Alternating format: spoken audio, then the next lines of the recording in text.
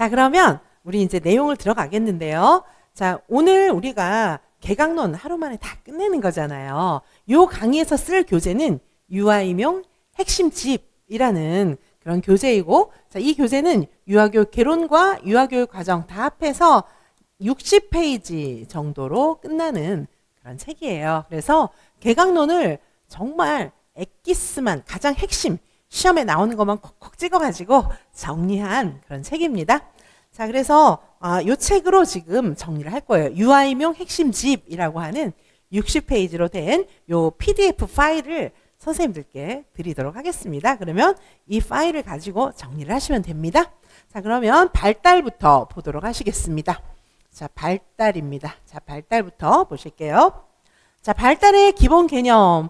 이제 발달, 처음에 유아교육개론 공부한다 그러면 보통 발달부터 시작을 하잖아요. 자, 발달의 개념은 성장, 성숙, 학습이 있습니다. 자, 성장이라고 하는 것은 무엇입니까? 양적 증가다. 양적 증가, 키도 크고, 손톱도 길고, 머리카락도 길고, 양적 증가하잖아요. 성장입니다. 자, 성숙은 무엇입니까? 성숙은 유전적 요인에 따라서 이제 키만 크는 게 아니고, 이거는 어떤 기능적인 발달을 얘기하는 거예요.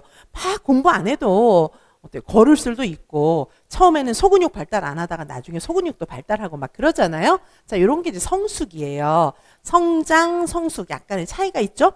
근데 이제 학습이라고 하는 것은 무엇입니까? 자, 이거는 경험과 환경에 의해서 유도되는 행동의 변화예요. 즉, 글씨 못 읽었는데 선생님하고 막 열심히 반복 학습하다 보니까 글씨도 읽게 되고 이런 거죠. 자, 그래서 발달이라고 하는 것은 이 세 가지를 다 포함하고 있어요. 성장, 성숙, 학습 세 가지가 있겠습니다. 자, 그리고 이제 사실은 계속해서 60페이지 정도밖에 안 되니까 그냥 뭐 한번 읽다 보면은 요 정도의 개념 정의들은 다 외워지겠죠. 자, 그러면 서술할 때 굉장히 암기 컨텐츠가 머릿속에 있으면 서술이 잘 되는 거예요. 근데 너무 많으면 이거 언제 다 외워요. 막 수험 생활을 빨리 끝내야 되는데 그 많은 걸 언제 다 외웁니까? 자, 60페이지 가지고 반복하면서 요 정도 외우는 거는 정말 선생님들이 예습반에서 지금 저랑 같이 조기 개강반에서 정말 열심히 하시면 이 정도는 외울 수 있다. 자, 본 게임 들어가기 전에 우리 이제 막 달리기 전에 외우실 수 있을 겁니다. 자, 요 정도 개념은 외우시면 좋겠고요. 어거지로 외우진 마세요. 그냥 저랑 강의 듣고 문제 풀고 이러다가 자연스럽게 어느 정도 외워질 때 그때부터 반복하면서 많이 외우시면 되겠습니다. 자, 그 다음에 발달의 원리입니다. 자, 발달의 원리, 유전과 환경의 상호작용이 일어난다. 자, 발달은 타고난 유전적 요인, 그 다음에 후천적인 환경, 이런 게 상호작용으로 이루어진다. 자, 보통 성숙주의, 게젤과 같은 그런 성숙주의자들이 이렇게 얘기했는데, 뭐 상호작용, 이거는 구성주의에서도 많이 얘기했는데, 구성주의는요, 이 성숙주의자들보다 애들 훨씬 덜 볶아요. 그래서 애들이 인지적 갈등을 막 일으키게 환경도 마련해주고, 그 다음에 이제 얘가 자기 수준보다 더 높게 막 이렇게 성장할 수 있는 비계도 제공하고, 비계 제공을 이야기한 거는 비고스키, 삐아제는 얘가 이제 동화 조절을 통해서 인지적 갈등을 막 해결하려고 하는 그런 환경을 만들어주는 거예요. 얘가 헷갈릴 만한 거, 얘 수준에 맞게 조금 헷갈릴 만한, 조금 지금 수준보다 조금 더 어려운 과제를 환경 속에 나열해주면은 얘가 이제 환경하고 상호작용하면서 막 이제 인지적 갈등을 일으키면서 막 깨달아가는 이제 그런 걸 이야기하고 있는데, 여기에서의 성숙주의자들이 말하고 있는 유전과 환경의 상호작용을 통한 발달은 이거는 굉장히 자연스러운 발달을 얘기하는 거예요. 타고난 대로 키도 크잖아요. 그렇죠? 그럼 그거에 맞게끔 얘가 환경하고 상호작용하면서 처음에는 낮은 것만 이렇게 넘다가 조금 더 크면은 자연스럽게 좀 더 높은 거, 키가 컸으니까 다리가 길어졌으니까 조금 더 높은 거 넘을 수 있고 이러겠죠. 자, 이런 식으로 유전과 환경이 상호작용해서 여러 가지 능력이 발달된다. 이렇게 볼 수 있겠습니다. 발달은 유전과 환경의 상호작용인데 일정한 방향과 순서가 있다. 마구잡이로 발달하는 게 아니다. 자, 어떻게 발달 방향과 순서가 있습니까? 세분화 발달이에요. 큰 게 먼저 발달하고 조그만 게 나중에 발달. 그러니까 대근육이 먼저 발달하고 가위질 같은 거 할 수 있는 소근육은 나중에 발달하는 것입니다. 전신에서 국소로 간다. 두미 발달. 머리 쪽에서부터 발 쪽으로 내려가는 겁니다. 자, 근원 발달, 몸 중심에서 말단 쪽으로 가는 거예요. 자, 그래서 세분화, 두미, 근원, 요거 기억하실 수 있겠죠. 자, 발달의 일정한 방향과 순서, 세분화, 두비, 근원, 세분화, 두미, 근원. 자, 외우셨죠? 자, 이렇게 볼 수 있습니다. 자, 그 다음에 연속성과 점진성이 있다. 대체로 발달은 점진적으로 이렇게 발달해 나간다고 보고 있습니다. 그런데 이렇게 단계로 보는 사람들도 없잖아 있지만 학자들 중에 대체로는 이렇게 점진적으로 보는 사람들이 좀 많다. 자, 근데 단계로 보는 사람도 있어요. 삐아제 같은 사람은 이제 단계로 봤다. 자, 이렇게 볼 수 있습니다. 자, 그 다음에 결정적인 시기와 민감한 시기가 있어요. 자, 결정적인 시기라고 하는 것은 특정 발달에 반드시 필요한 시기. 결정적으로 그건 중요해. 결정적으로 그게 못하면 안 돼. 막 이런 거 그만큼 더 중요한 거죠. 그때를 놓치면 아예 못하는 거예요. 예를 들면은 말 배우는 거 있잖아요. 이런 거 말 배우는데 꼭 필요한 시기를 넘겨버리잖아요. 그럼 말을 못 배워요. 늑대 소년. 자, 프랑스에서 발견된 늑대 소년이 있었는데 걔한테 막 걔가 12살 때 갖고 발견됐는데 12살 때 막 유수한 세계적인 언어학자들이 막 걔한테 붙어가지고 가르쳤지만 말을 이렇게 막 유창하게 못한 거예요. 자, 그거는 결정적인 시기를 놓쳤기 때문이에요. 자, 그 다음에 몬테소리 같은 사람은 또 민감한 시기라는 이야기를 했습니다.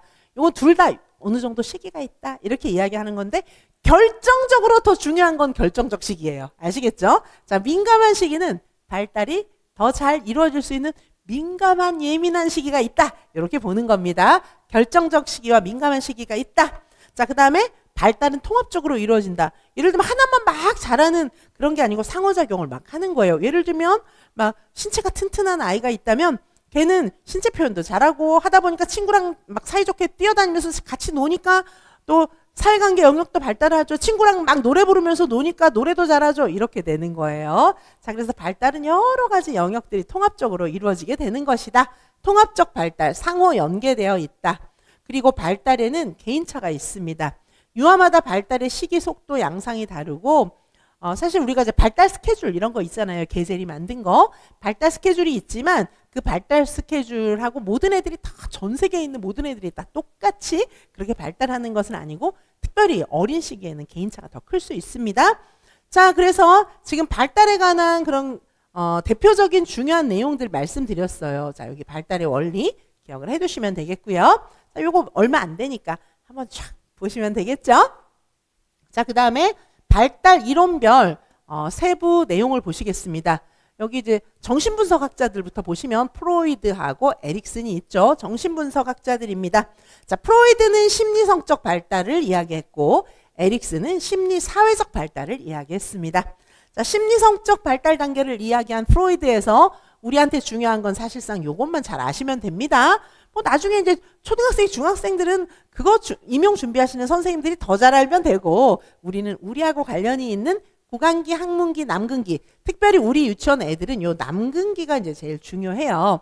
자, 그 다음에 에릭슨의 심리사회적 발달 단계 보시면은 자, 요 뒤에 근면성 열등감 뭐 여기서부터는 좀 이제 초등이니까 우리는 요게 이제 제일 중요합니다. 자, 그래서 우리 아이들은 주로 이제 주도성 대 죄책감 요게 이제 많이 속해 있습니다. 자, 그래서 먼저 프로이드의 심리성적 발달 단계 보시면 자, 구강기는 입을 통해 만족감을 획득하는 시기다. 그래서 뭐든지 다 입으로 가져가잖아요. 자, 요것도 이제 우리 유치원에 오는 애들하고는 약간 거리가 있어요. 자, 학문기. 자, 이때는 이제 배설 조절에 따른 자율성과 통제를 경험하게 됩니다. 자, 우리 유치원 애들은 뭡니까? 여기 남근기가 이제 제일 많아요. 자, 그래서 성역할에 대한 정체감, 오이디푸스, 엘렉트라 컴플렉스 이런 것들을 경험하면서 성동일시 뭐 이런 것들을 경험하게 됩니다. 뭐죠? 동성의 부모와 자신을 동일시하면서 성역할이라든지 이런 것들을 배우게 된다. 자, 우리 유치원 아이들은 여기 남근기에 해당한다. 이렇게 보실 수 있고요. 그 다음에 이제 에릭슨의 심리사회적 발달 단계입니다. 자, 프로이드하고 에릭슨의 차이. 프로이드는 발달을 여기 성기기, 사춘기에서 그냥 끝내버렸어요. 이제 프로이드 같은 경우에는 본능이 신체의 부위를 옮겨 다닌다. 신체의 부위를 옮겨 다니는 걸 기준으로 발달을 나눈 반면에 에릭슨은 나중에 막 노년기까지 단계를 다 나누어 놨어요. 근데 저는 여기 이제 청소년기에서 잘라 놓은 건데 노년기까지 평생에 걸친 발달을 이야기했고 에릭슨의 발달 같은 경우에는 심리사회적으로 누가 중요한 사람이지? 나와 관계를 맺으면서 가장 중요한 사람에 의해서 나의 발달이 달라진다. 이렇게 설명을 하고 있습니다. 자, 그래서 신뢰감 대 불신감. 자, 요때는 주 양육자, 나를 주로 양육해주는 사람, 이제 어머니일 수도 있고, 뭐, 누구, 다른 사람일 수도 있죠. 그쵸? 그래서 이때는, 일관된 양육이 좀 중요해요. 영아 시기에. 자꾸 양육하는 사람이 이 사람에서 저 사람으로 바뀌고 이런 건 바람직하지 않죠. 자, 이렇게 안정된 양육을 해주면 이 애들은 세상은 신뢰할 만한 곳이야. 신뢰감을 느껴요. 근데 그게 안 되면 불신감을 느끼게 되는 겁니다. 자, 그 다음에 이제 우리 유치원보다 조금 어렸을 때 이때는 자율성 대 수치심. 자, 이때는 스스로 해보게 해줘야 돼요. 스스로 선택을 한다던가 스스로 해보게 해줘야 됩니다.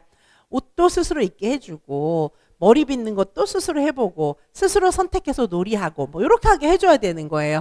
자, 이때는 이제 부모가 좀 중요한 존재입니다. 자율성 대 수치심. 자율성 아니고 막 과잉 보호하고 이러면 애가 수치심을 느끼게 되는 거예요. 그 다음에 주도성 대 죄책감. 우리 유치원 아이들은 주로 이런 식이에요. 주도성 대 죄책감. 이때는 놀이와 상상을 통해서 목표 지향적인 행동을 시도할 수 있도록 도와주어야 합니다. 다양한 탐색을 막 하게 해줘야 돼요. 그래서 놀이하고 싶은 거, 막 호기심, 이런 거 막 다양한 호기심을 탐색하고 이러면은 주도성이 막 향상되는데 그런 걸 못하게 하고 다 억압하고 다 못하게 하고 막 이러면 죄책감을 가지게 된다. 자, 그 다음에 근면성과 열등감. 이런 시기는 이제 초등학교. 자, 요 시기에는 과제를 완수할 수 있는 다양한 영역에 있어서 과제를 완성할 수 있도록 도와줘야 하겠습니다. 이때 중요한 이 아이들에게 영향을 미치는 중요한 존재는 교사나 또래다. 자, 우리는 이제 제일 중요한 거 주도성 대 죄책감. 이걸 아시면 되겠고 중고등학생 같은 경우에는 이제 정체성을 느낄 수 있도록 해줘야 되기 때문에 직업교육이라든지 진로교육 이런 게 이제 중요한 거예요. 근데 우리는 이제 유치원 애들이니까 주도성 대 죄책감 요 시기를 잘 알아두시는 것이 필요하겠습니다. 자, 발달 이론에서 먼저 프로이드와 에릭슨을 보셨어요. 심리성적 발달 이론을 이야기했던 프로이드, 심리사회적 발달 이론을 이야기했던 에릭슨을 보셨습니다. 자, 그 다음에 또 뭐죠? 삐아제입니다. 우리 정말 중요해요. 인지발달 이론, 삐아제하고 비고치키. 자, 이 사람들은 구성주의의 핵심 이론을 이야기한 사람이죠. 자, 삐아제입니다. 자, 삐아제는 아까도 말씀드렸지만 아동 발달이 이렇게 이제 계단식으로 단계를 딱딱 이야기했어요. 어떻게 이야기했죠?